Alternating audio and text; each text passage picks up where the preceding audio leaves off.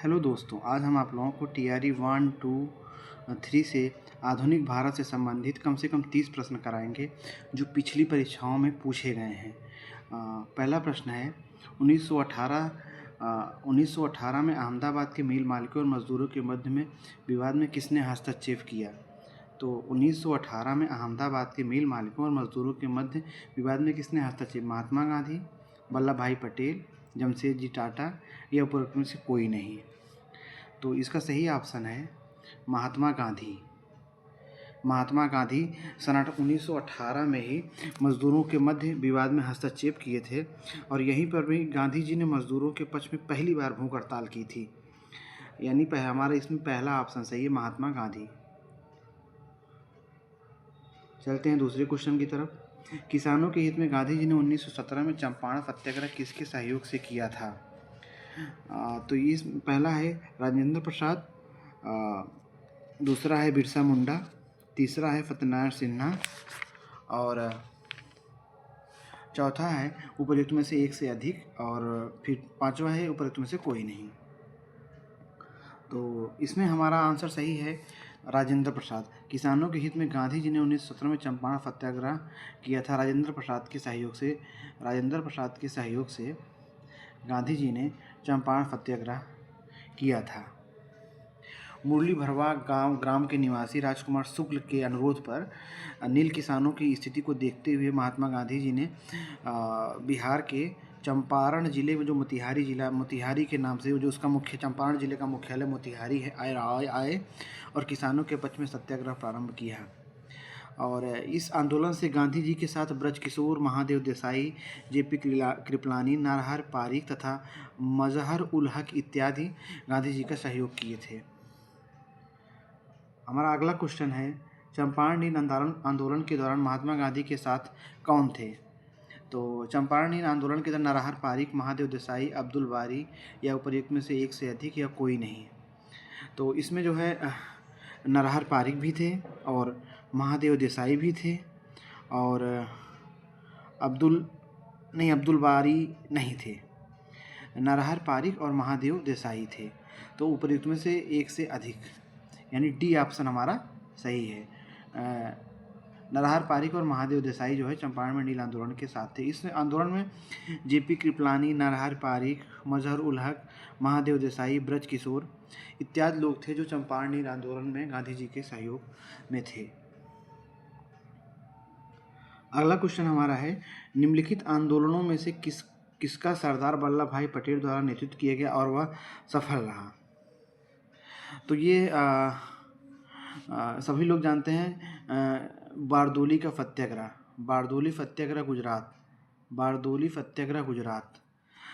सत्याग्रह सरदार वल्लभ भाई पटेल के नेतृत्व में गुजरात के किसानों ने सरकार द्वारा की गई लगान वृद्धि के विरोध में किया गया था और यह एक अहिंसक आंदोलन था।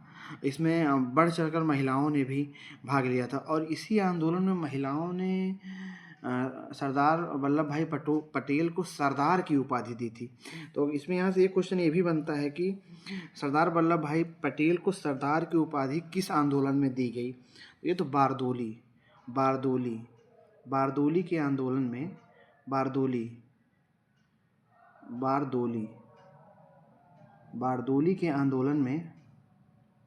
बारदोली के आंदोलन में जो है सरदार वल्लभ भाई पटेल को सरदार की उपाधि दी गई थी महिलाओं द्वारा।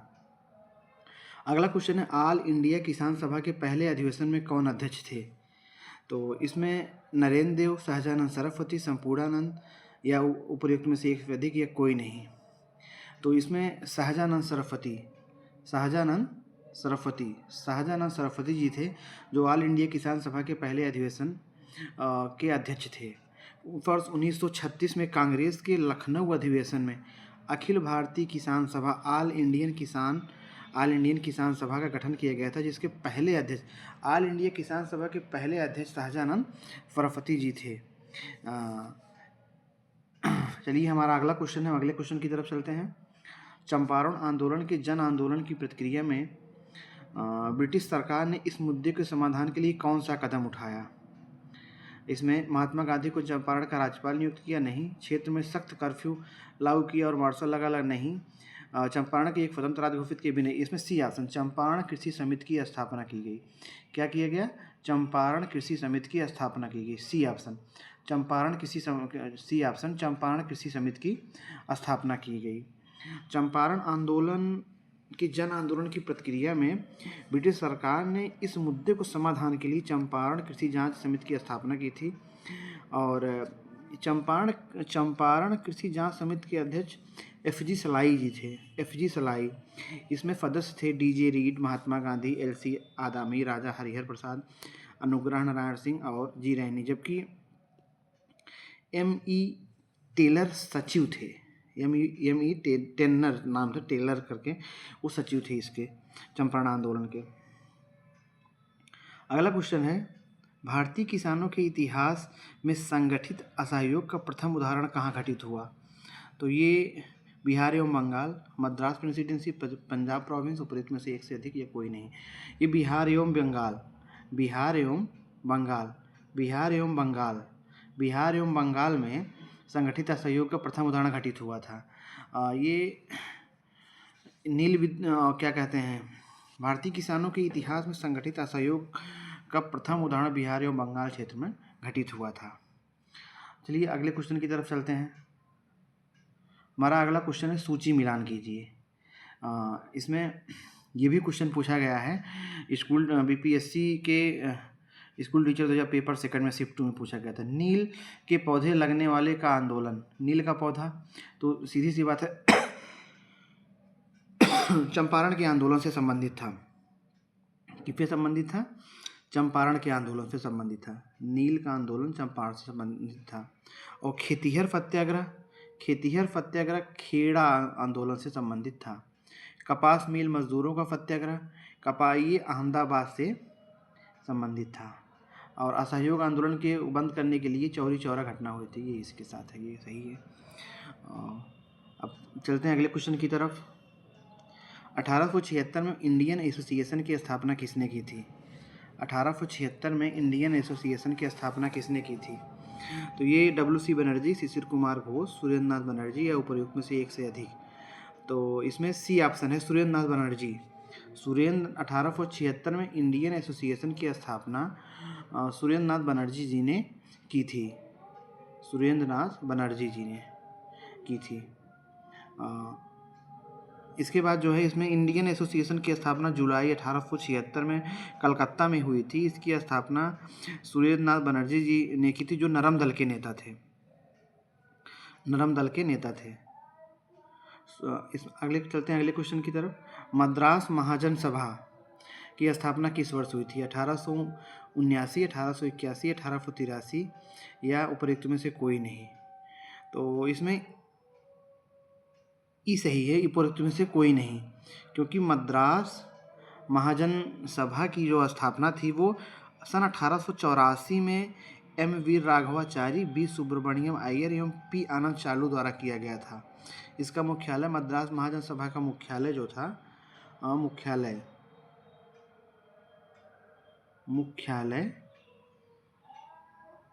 तमिलनाडु में था। कहाँ था? तमिलनाडु में था।